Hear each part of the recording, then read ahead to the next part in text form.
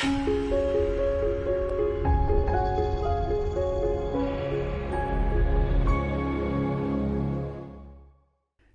guys, welcome to AI Sciences, and as this thumbnail suggests, today we are going to work on screen recorder by using Python. But before that, as I told you, we are AI Sciences. You can check out the links in the description. You can visit our website. You can visit our YouTube channel. We have a lot of books, courses, blogs for you guys who are willing to start your career in artificial intelligence domain. We have a lot of courses on data science, big data structures, everything. So do not forget to check out our website and our YouTube channel. Also subscribe, like, and share our videos. So how can we make a screen recorder by using Python? So first of all, we'll import a few libraries. So from PIL we are going to import image grab. We need image grab. Image grab. Yeah, we need this thing. Then we need from NumPy, we want to import NumPy as NP, and then we want to import CV2, and then finally we want to import from Win32 API. We want to import get system matrices. Where it is, here it is. Great. So here are the imports that we need. Let's add a few more cells into it. Okay, so what this image grab actually grabs one frame at a time for us. NumPy, we all know how it works. CV2 is obviously a computer vision library, and this get system matrices, let me tell you what it does. So if we go to the 0th index of the get image grab, it will return us the height of our screen, so that we get to know that what is the height of our screen, so that we can launch a screen recorder of that height. And if we go to its first index, it will return the width of our screen. So in my case, my width is 720 pixels and the height of my screen is 1280 pixels, right? So I'll say height equals to this, width width equals to, actually let me make it in one line. How can I do it? Yeah, this is how I can do it. Simply I'll copy, paste, and at first index there will be width, right? Great. Then the next thing is our file name. I mean, with which name we want to save the screen recording file, right? So we'll say F, and here we want to say, let's say abc.mp4, right, along with the extension. So we have the file name as well. Now we need an encoder and decoder, right? So we'll say something like fork, and here, oh, not double F. So here we'll say cv2 dot video writer fork, and then here we'll pass the file name, and no, not actually the file name, we have to pass the encoding parameters. So first parameter would be M, the second parameter would be P, the third parameter would be 4, and the next parameter would be V. Great. So the next thing is we want to initiate an object for capturing the video. So we'll say capture video equals to cv2 dot video writer, right? And here we have to pass the file name, yeah, and then we have to pass the fork, FOU, yeah, and then we have to pass this length, and then we have to pass a tuple of width and height, right? Great. Looks fine. Okay, the next thing is we have to run an infinite loop, and we'll see while this loop is true, what do we want to do? We want to grab one image at a time. So we'll say image grab dot grab, and here we'll say bounding box would be equals to and here we have to pass a tuple from 0 0 till width and height. So this will be the bounding box to grab the image. Since we want to grab the whole screen, that's why I've done it from 0 0 till width and height that we have gotten over here.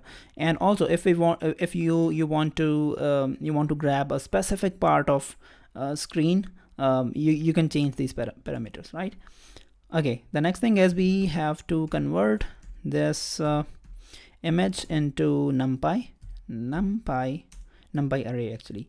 So numpy array, and here we'll pass the image. Why we have converted it into the numpy array? Because we want to change its color formatting. What do we mean by that? Because naturally this image grab gets you the color in RGB, and this CV2 works with BGR color format, right? So what do we want to do? We want to say CV2 dot convert color, convert color, and here we want to pass the image numpy, right? Image is in numpy format right now, and then we'll say CV2 dot color BGR to RGB, right? So we are converting it into BGR, from BGR to RGB. I think initially I stated it in reverse order, so my pardon.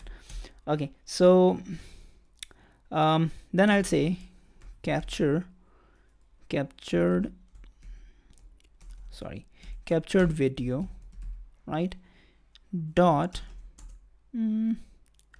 oh sorry, this variable is capture video. It would be capture video.